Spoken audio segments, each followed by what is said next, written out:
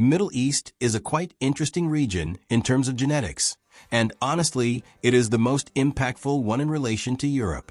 Up to 75% of genetic ancestry in Northern Europe somehow descends from the Middle East, although it rarely exceeds 50% of similarity with certain populations. An important fact is that mostly the people of the area differ from us, and in some places up to 90 to 100%. A certain introduction is needed even if you've seen the previous videos about European and Asian genetics. Nonetheless, it would have been great if you had watched the European one to perfectly understand the situation.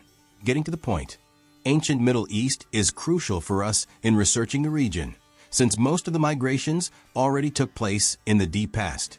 In the Upper Paleolithic, it was made primarily up of basal Eurasians, who separated from the West and East Eurasians.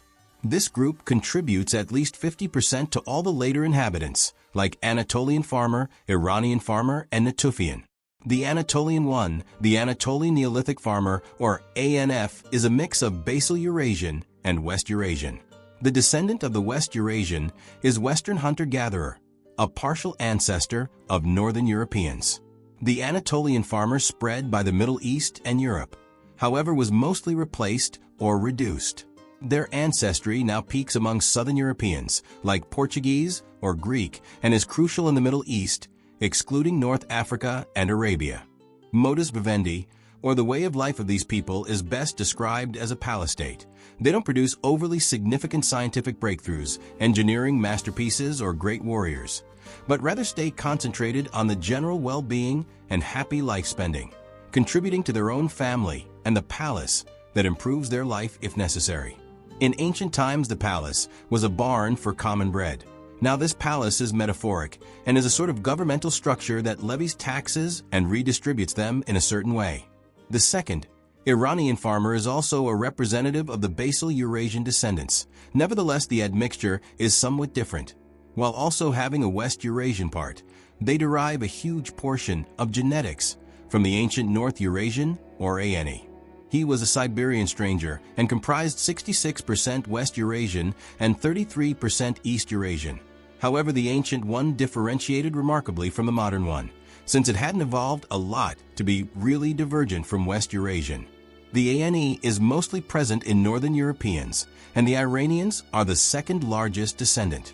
The Iranian farmer took the ground of the Anatolians and virtually conquered Anatolia, driving the ANF out of their own home to a degree, as well as targeting the Fertile Crescent, Central Asia, South Asia, and Caucasus. The Caucasian hunter-gatherer, who is pretty similar to the Iranian farmer, contributed 50% to the Yamnaya Indo-Europeans, and therefore about 25% to the Northern Europeans, who have 50% Yamnaya. By Northern Europeans, I mean this particular group on the screen, not Scandinavians.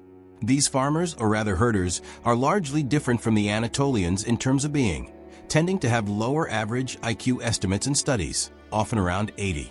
They frequently construct similar palistates, although their main goal in life is becoming honorable and dignified, support their family and community, and fight for them. Caucasians, in their wars with the Russian Empire and Afghanistan, crushing the Soviet Union and other invaders, are the best examples of such behavior. The third and final component of the Middle Eastern dish is the Natufians. As interesting as they can be, a magnificent population that emerged in the ancient Saharan savanna, which dried up not so long ago. Herders and nomads, they populated the Levant firstly and thereafter occupied a large part of the Middle East, especially in the Fertile Crescent and the Greater Iran. A proper example of them can be seen in the Arabian Peninsula, and their ancestors were primarily basal Eurasians, despite the appearance of West Eurasians in the genome. In North Africa, these wanderers experienced a 30% influx of West African genetics, while in the other zones of extent, they mostly take second positions, with the exception of Bedouins. The modus vivendi is quite obvious and really is somewhat intermediate between Anatolians and Iranians, and at the same time detached. They care about their religion the most, as it's all they had in the vast deserts to rely on. Their honor and well-being is connected with sacrificial things, and it's not a coincidence that exactly these people become the main followers and inventors of Islam. In Iran or Turkey, it already takes a second position among the people, even despite the authoritarian rulers striving to impose the belief on them. While in Saudi Arabia or Morocco, it feels natural and really flourishes. They also have lower IQ at about 75 to 80 points, although impressing the world with wonders like Dubai that blossom thanks to the simplicity of the group. Their kings want respect and money. They are not totalitarian freaks. So having a chance, they create paradises of free trade and opportunity, which others use for their own benefits. It's worth mentioning that Dubai is 90% made of foreign population, and maybe in the future the Arabs will face a real threat of being overthrown in case of instability. In ancient times, they were the same, and Middle Eastern empires were frequently created according to that principle, even not being Natufian genetically. The Anatolian ancestry gave them proper intelligence, and the Iranian one forced Assyrians and other tyrants to genocide and deport people for certain actions against the palaceholder. A preliminary conclusion from the given information would be really interesting, as here we see that the Middle East is greatly diverse, unlike Asia. They're made from different Paleolithic people, from West Eurasians to East Eurasians, partially Africans in the Natufian, and of course Basal Eurasian. They could be as diverse as Europeans, if only all of these genetic types were not as similar as they are. Phenotype, or the external appearance, is not as varied as between a random European ethnic group, especially in pigmentation. Notably, 3 different and interesting modus vivendi are present there, unlike in Europe, and especially Northern Europe, that in terms of lifeway is not genetically diverse, and differences occur mostly due to non-biological factors. Middle Eastern populations usually score 10 to 20 points lower than their European and East Asian counterparts in standard IQ studies, which marks one standard deviation. It's the level of African Americans, while still higher than in sub-Saharan Africa itself.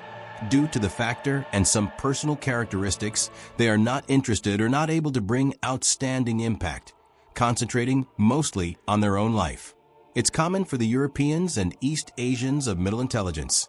However, the main difference is because of the higher midpoint, there is a larger portion of 130 IQ genius, or thinking population, that is interested and able, than in the Middle East, where this point of the smarter people is at 110 to 120 IQ. Religion and superstitions as well play a bigger role there than in the aforementioned regions. Conformist rice farmers of China and individualist warriors of Europe take their place among the honorable wanderers and joyful wine drinkers of Southern Europe and the Middle East. But wait a minute. I forgot something, and that is Jews, important inhabitants of the Middle East that spent a lot of time in Europe, returning only in the 20th century. It's true that most of them stayed in Middle Eastern countries or Southern Europe. Nevertheless, the Ashkenazi population of Northern Europe makes Israel the most. It's quite interesting, though, that describing Ashkenazi, we define Northern Europe correctly, and as it should be, with only minor differences with the genetic map of Europe.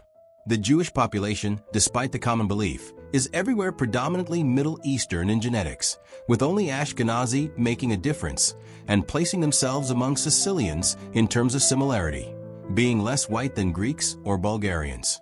The other subtypes are just a reflection of the local population or the core Levantine population, like Lebanese.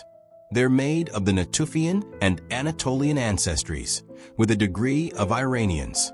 So, Israel by any means is primarily Middle Eastern and is not any different from Lebanese or Jordanians and other Levantine populations. This analysis was particularly hard to make, as not much information is available on the net about Middle Eastern genetics. Most of the facts are gathered while studying other populations, or by small pieces, constructing a coherent, holistic picture.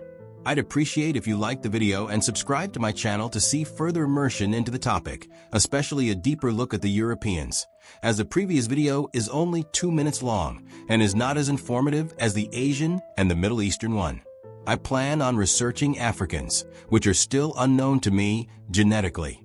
Comment to suggest a topic or an interesting population to review. Also correct me if I was wrong or missed something important. Gods be with you.